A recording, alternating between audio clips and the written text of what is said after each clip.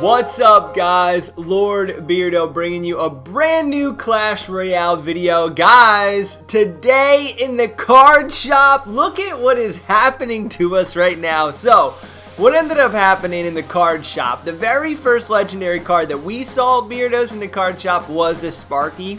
And we were like, nah, we don't need no Sparky, we already got a level 2. The next day, actually that's not true. We left the arena, and then when we came back, and they changed it to the Hog Arena. The day before they changed it to the Hog Arena, we got the Electro Wizard! Let's go, baby! Electro Wizard! And we got ourselves the Miner a couple weeks back, maybe a week or two. And then, last night, we got another dope legendary inside of the shop. So being that there are only two, for you Beardos that are paying attention, we either getting the Princess or we're getting the Log tomorrow. So why don't you guys go ahead, vote down on the bottom of this video and let me know what you think we're gonna get, that Log or that Princess. But we're gonna jump into a classic challenge today.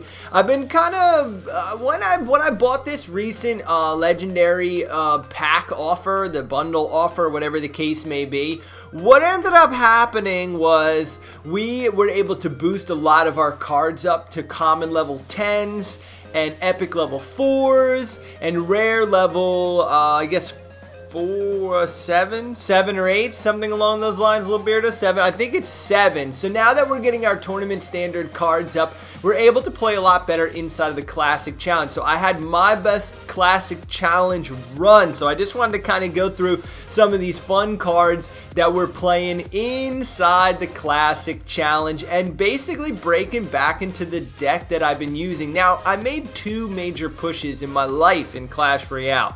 One to get to 3,000, which I actually didn't try, it just happened to happen. Actually, on one of the streams, it was going to happen, and then I lost the very last raid to make it to 3,000 in Legendary, but the next day I kind of just buckled down. Went back to the Lava Hound after messing around with the Miner, and you know, using the Lava Hound deck with the Lightning Strike it's really about a patience game. You know, there's 2 basic ways of playing this deck. There are waiting for long, big pushes that involve the Lightning Spell, backing up your Lava Hound, putting your Hound down, playing real smart, playing real slow, and then there's a faster pace way of playing where you're basically sinking loons against their tower without them realizing it, directly on the bridge, maybe you know, some skeleton army to play, or even you can even tank with mega minions. Sometimes you can even put minions down and it'll push the balloon. So it really is just all about feeling through the elixir. Now, somebody online last night, Reaper's Fear and Ozza were battling back and forth. I was kind of watching some of their matches inside Loot Nation, messed around with them a couple different times, and basically they were talking about elixir counting. So I don't know if you guys elixir count. I don't know if that's your style or not. I don't tend to elixir count. I play off feeling. So I know that he's kind of low. He put a P.E.K.K.A down, and he's got his Inferno up. So with his Zap spell, I know he's pretty low. Like, there are times when I can feel when somebody is a bit low on their elixir, and I tend to just kind of play by feel. So I don't know what the best way for counting elixir yet is, like knowing exactly how much elixir you can hold, what comes out, the card value on every single elixir. And I'm thinking that that's just something that you kind of get as you're playing, because I feel like one of the most important things to learn in Clash Royale are actual mechanics of the individual cards and what they do. Why put something on the left of the tower? Why put something on the right of the tower? Why, when you're playing defense, to kind of confuse somebody or confuse one of the tanking troops? Like, there are a lot of little tidbits and things to learn. So we're going to push this right hand side pretty strong.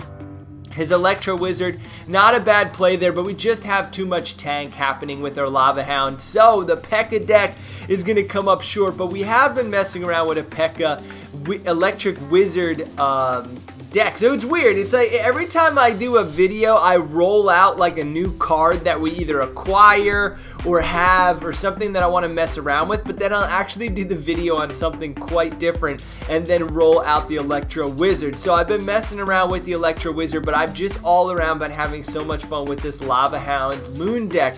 And I wasn't a big Lightning fan for a long time, but this deck, guys, is so dominant. And you have to like kind of change the way you think sometimes and really like focus on what you want the the lightning spell to accomplish. See, some people are a little upset about the lightning spell because of how much elixir it is. They're not able to play it, and that's it. Just boom, boom, boom, and the spell is done, and the turn is done, the move is done. You're waiting for that elixir. But if you play your lightning strike properly, you can eliminate very, very key people on the map that they play for defense. So wizards, musketeers, dart goblins, princess, and you know, a lot of those you can kill with arrows as well, but it's more about attacking those. Like right now, like lightning spell, boom, it's going to take out the cannon, it's going to take out the Electro Wiz, and it's going to leave all of my attacking troops up right there. Boom, boom, boom, 3,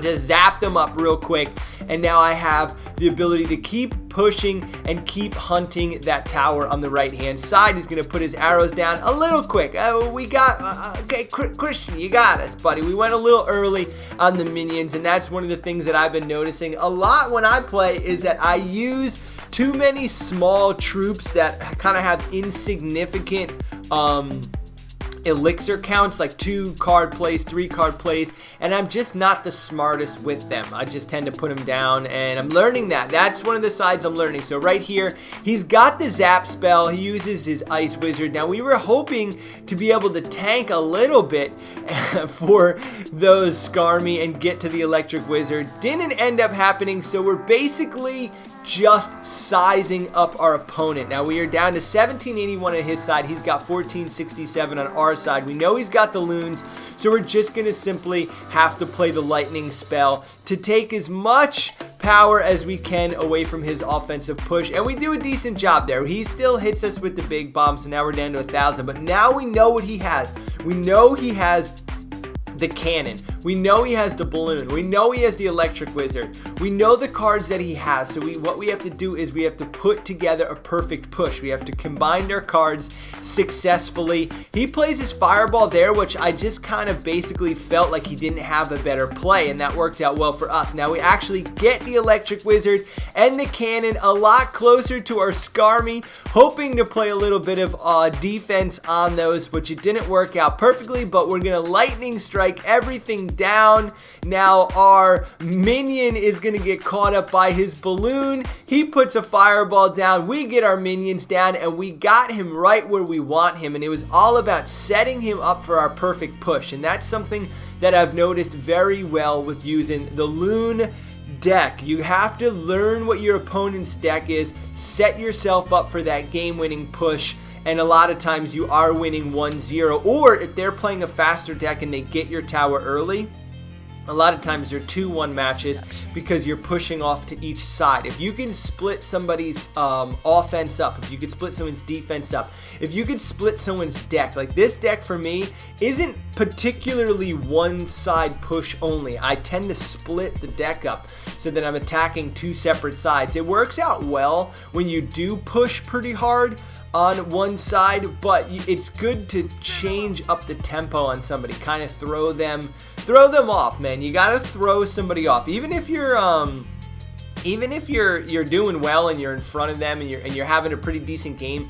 It's definitely good to throw your opponent off, unless you absolutely know that you have him right where you want him. If you know that you have somebody right where you want them and you've been playing into their cards perfectly, you know, there's some decks that just don't do well against the Loon Hound deck, and when you find that, that's one of those decks. You can exploit those really well. One of the decks that we are having a problem with is going to be decks that have a lot of tornado and that use a lot of like aerial splash damage. So even Minion Horde, they're not aerial splash damage, but Minion Horde works out well. Dragons and Executioner, their axe not only hits the sky but also the ground at the same time, which I think is a little bit of bullcrap. I think they should change that, in my opinion. They could give the strength back to the Executioner and make him more of a dominant card, but take away his ability to attack both air and ground at the same time.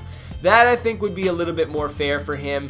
Then he could be like a specialized card, but then not an overall, like, have to use that card. I'm seeing him so much, but we're going to force the issue here. See, we found that he has good counter cards when he can stack up his side, so we're going to force the issue. We're going to play our Lava Hound early at the bridge. That is going to force his hand a little bit better. Now, we're just chipping away on his side.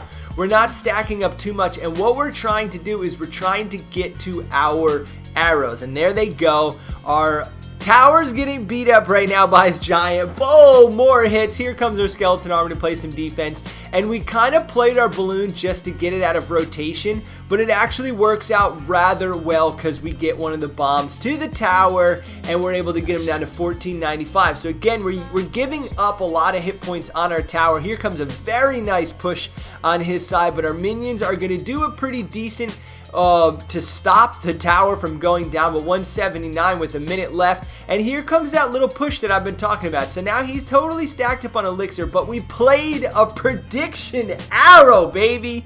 That's not as good as a money ball, guys, but you got to learn what their opponent is playing against you. That was the third rotation that he played minion horde on our balloon. So all it was is a simple arrow. Here comes our lightning spell. We actually probably didn't need our lightning spell right there, but we are able to play a little bit of defense and lose our tower on that right hand side, but we are feeling really strong about the cards that we have right now. As long as we get through this initial push here, which we're going to be able to do just with our arrows alone. He's got 2 baby dragons, but we're going to get our Lava Hound down. Here comes his Goblin Barrel. We know it's going to be close, but we know we just have to play defense for one go because we know exactly what we have to get down to stop him. Arrows for the balloon is going to be what it takes. Look at how close he gets to 42 points, but we knew we just simply had to connect our balloon with our arrows. Bada bing, bada boom, let's go. That's how that game makes me feel sometimes. Makes me want to scream when we get a good match off. That was a tough win. If he would have gotten his Goblin Barrel down, he would have ended up beating there. But, little beardos, we made it to Classic Challenge 10, and that is pretty high for us, man. I'm super pumped about this. Let's see what our ending cards are. 54 for the Goblin Gang, and we get a P.E.K.K.A card, so not too good. The Classic Challenges don't give that many cards out. It's only 10 gems, and it's also a fun way of not pushing if you're not wanting to play your ladder play. So 10-win Classic Challenge, beardos. Thanks for hanging out today.